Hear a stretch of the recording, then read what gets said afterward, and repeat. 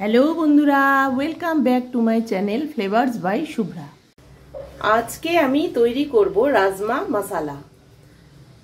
রাজমা মশলাটা তৈরি করার জন্য ওভারনাইট আমি রাজমাটাকে ভিজিয়ে 5টা সিটি দিয়ে নিয়েছিলাম।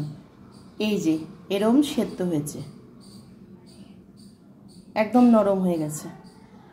এদিকে নিয়েছি পেঁয়াজ কুচি, টমেটো কুচি, জিরে বাটা নিয়ে নিয়েছি, এখানে আদা রসুন আর 2টো কাঁচা লঙ্কা পেস্ট করে নিয়েছি।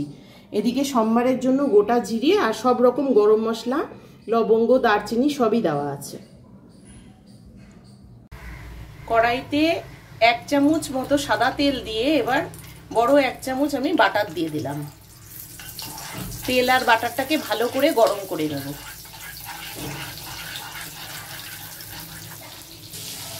এবারে গোটা জিরে আর গরম মশলা ফোড়নে দিয়ে দিলাম।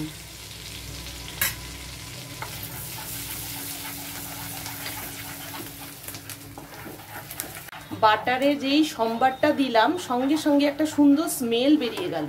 এইভাবে ভালো করে গরম করে নিয়ে এবার পেঁয়াজটা ছেড়ে দেব।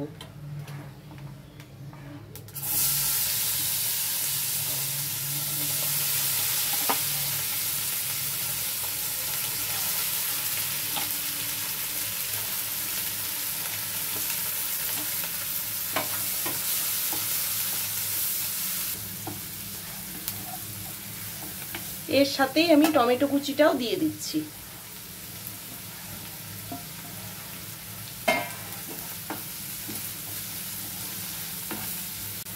পেঁয়াজটা নরম করার জন্য আমি লবণটা আগেই দিয়ে দিলাম। পেঁয়াজটা ব্রাউন ব্রাউন ভাজা হয়ে গেছে, এবার আমি জিরে বাটাটা দিয়ে দিচ্ছি।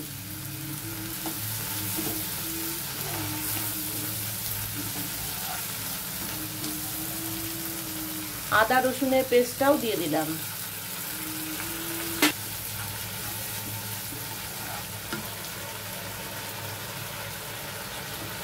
এক চামচ হলুদ গুঁড়ো দিয়ে দিলাম। দিয়ে দিলাম কাশ্মীরি লাল লঙ্কার গুঁড়ো।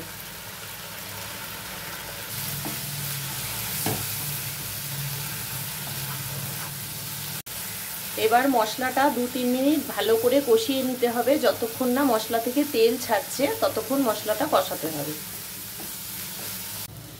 মশলা থেকে তেল ছেড়ে গেছে, এবার আমি 2 চামচ টক দই ফেটিয়ে রেখেছিলাম সেটা দিয়ে দিলাম।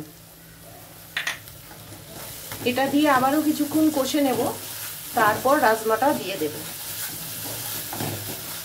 এর মধ্যেই দিয়ে দিচ্ছি হাতে ক্র্যাশ করে নিয়ে কিছুটা কসুরি মেথি।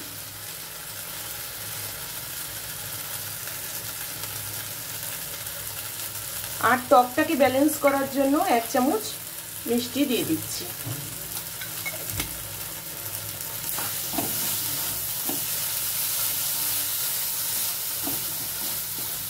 এবারে আমি রাজমাটা দিয়ে দিচ্ছি।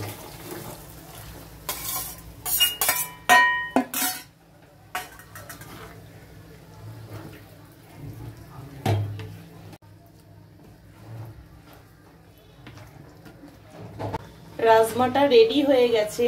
এটা লুচি, ভাত, পরোটা, নান সবার সাথে খুব ভালো লাগে খেতে। এবার আমি তুলে নেব। তোমাদের যদি এই রান্নাটা ভালো লেগে থাকে তাহলে ভিডিওটিকে লাইক করো, চ্যানেলটিকে সাবস্ক্রাইব করো, আর যারা ফেসবুক পেজ থেকে দেখছো তারা পেজটিকে ফলো করে দিও।